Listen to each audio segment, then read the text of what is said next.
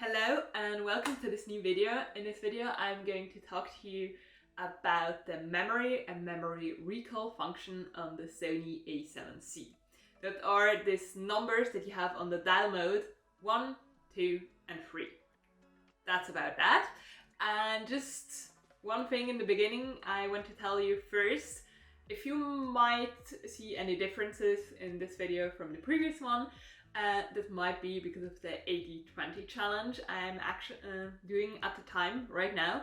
And if you don't know anything about the 80-20 challenge yet, I've done an introduction video on my challenge about it, and I'll link the video to that up here or here. I don't know which side it will be, but you'll find it. Now let's start with the topic of this video, and that's the memory and memory recall function of the Sony a7c. So you should be able to follow along also with other Sony cameras. For example, what I can tell you for sure is that you can follow along with the Sony a7 III because I've got that camera as well.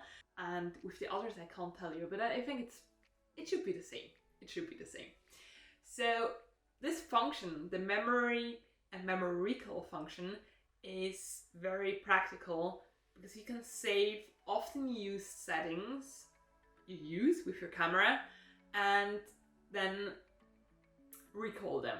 And now this function, it's about, you can see them here on the a7c. This is the dial mode here that you can turn around, where you have, for example, auto, manual, and you have also these numbers here, 1, 2 and 3. And there you can recall the settings that you've set to these numbers.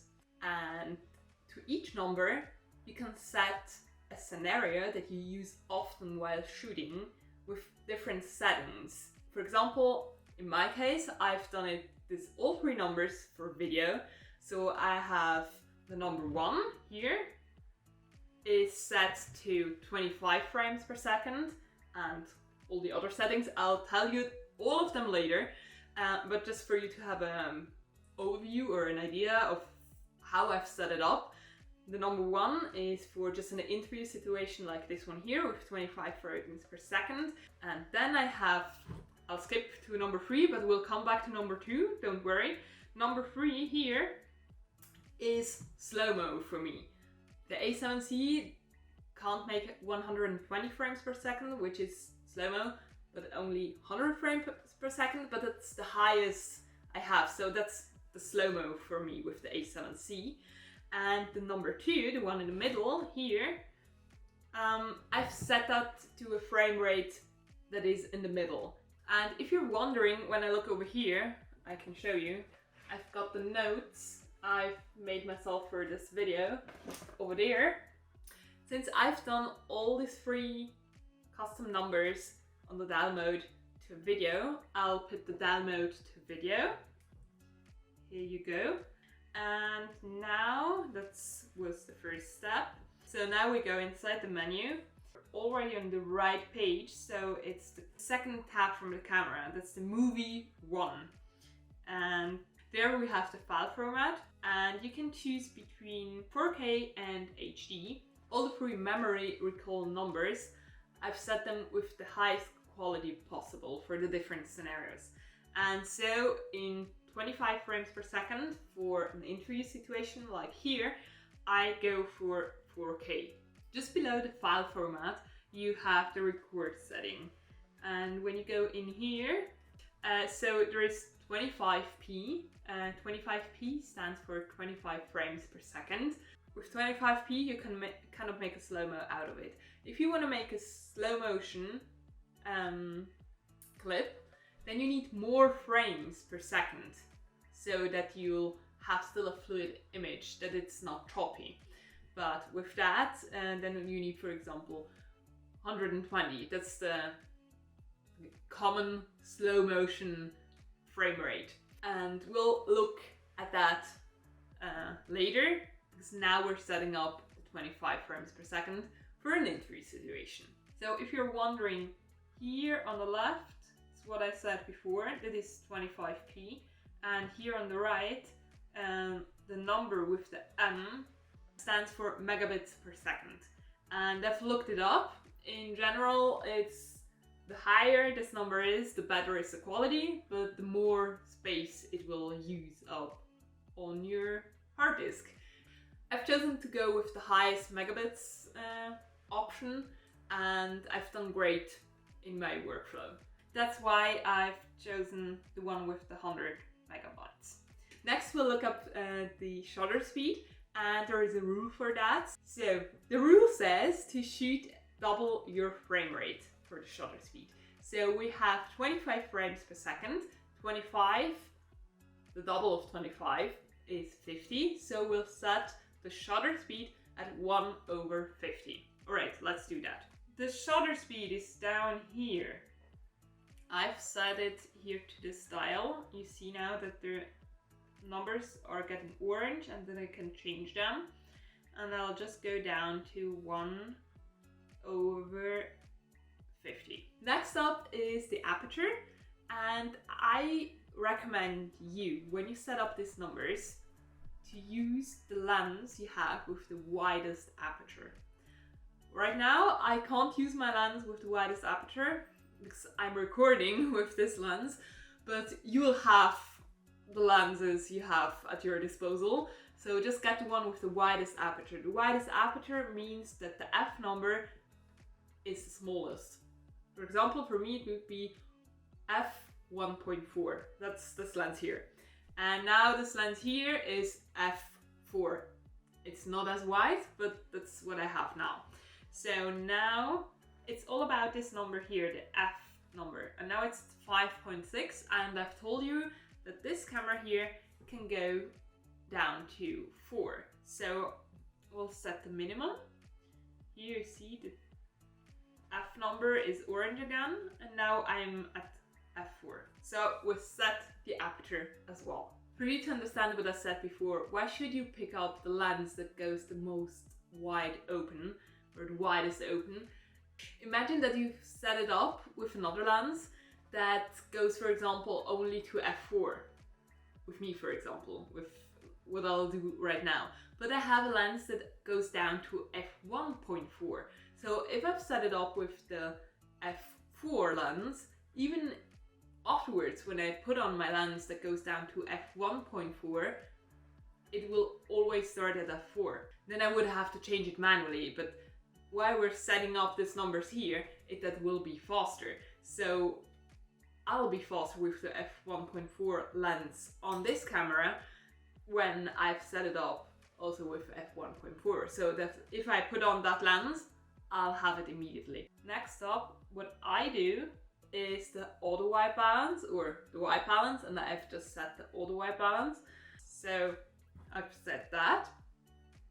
Now let's move on to the picture profile, and I've set them to S-Log2. When you have 8-bit color technology of your camera, when it's 8 bits or lower, then you should shoot in S-Log2, and if it's 8-bit or higher, or from 10 bits, I don't know, I'll write it on the screen, then you should shoot in S-Log3.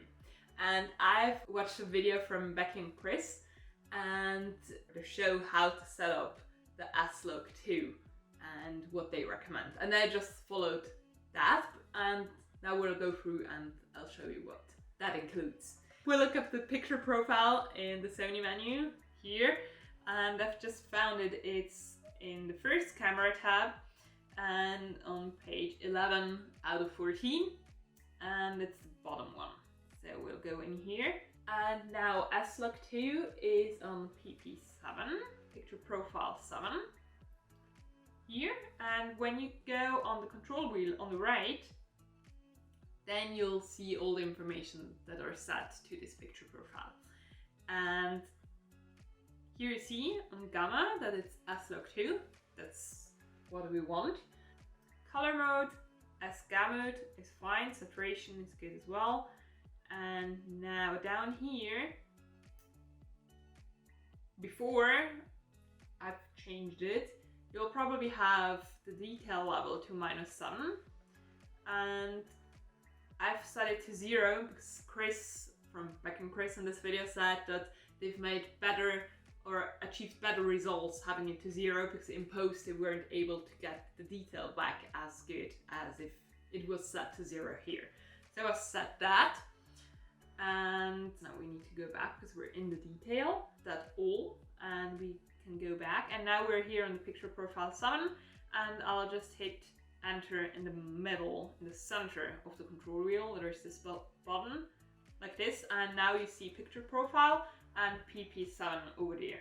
Alright, next up are the zebra settings, and they are in the camera tab 2, in the movie camera tab, and here on page 7 you have the zebra settings, and we hit enter. You need to turn them on. They might be off if you haven't used that before. And now the zebra level, it's also, I've set it also the way Chris from Back and Chris said it in the video. So it's in custom 1, default it's right the top one, 70 or maybe 75, but we want to go down to C1, that stands for custom 1. See the details of it, go on the right side of the control wheel and hit that. And now you can see that you can change here between lower limit and standard range. And we want to change the lower limit because default it's not plus 106. I think it's below 100, the default. And you can just change it by going up and down. So that was down and now back up. So you'll probably have to go here up to make it 106 plus. Yeah, hit enter in the middle, what I've already done now, and then we've set the zebra settings. Alright, now we have the last setting to set, or that I've set and that I want to show you, and that's the ISO. So I've set the ISO here to this button. When I push the button on the right on the control wheel, comes up the ISO. And here, the top one is the auto ISO, you can choose that, but I prefer to have, to be able to control it properly myself. So I've set it to ISO 500, and now you might be wondering, 500? It must be ISO 100 or 200 or something below 500, and that's the thing about shooting in S-Log2. When you shoot in S-Log2, the minimum ISO is ISO 500. At first I was like, what? What is that? That doesn't sound good at all. But I've done already the last video, and one from the unboxing the kit lens for the SONY a7c, this one here that you can see here, and it did fine. It was great. So yeah, I'm pretty happy about it, and like that I feel like I get it better when I see like the number instead of just ISO auto, and I have no idea which number is now behind this ISO auto.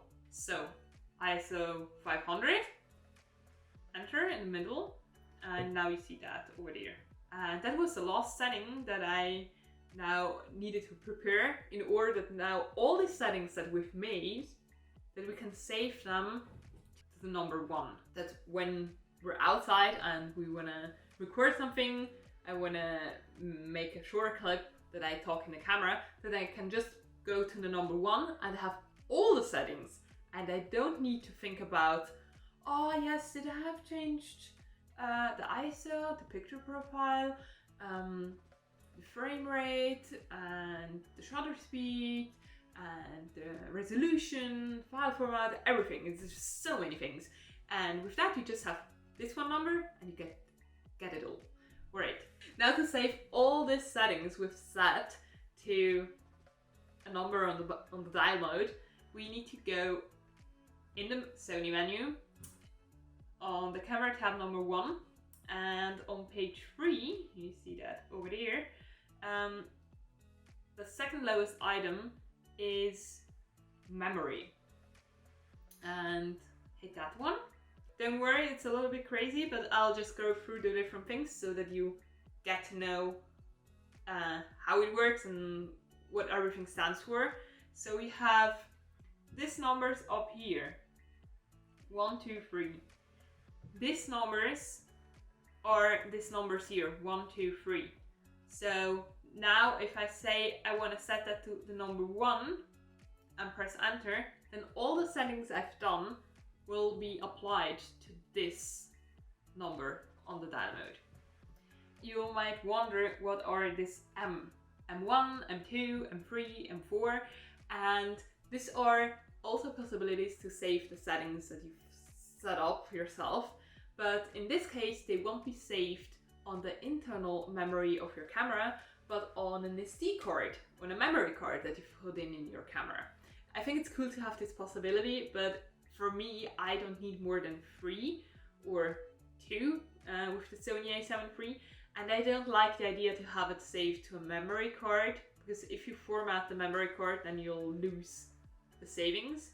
And below now, you have like this frame or this square rectangle, and there you see what are the settings that will be applied if you now choose to save it on 1 or on 2 or on 3 or on M1 and so on. And now we can check. So we have 1/50, which is great. We need 1/50 because here we have 25 frames per second. 25, double 25 is 50. 1/50, check, good. Here the f number. With this lens, I'm setting it up right now. The smallest f number I have is f4. So f4 is great. If you have a smaller f number, for example, f2 or f1.4 or something like that, check that it's this number. ISO, I've set it at ISO 500.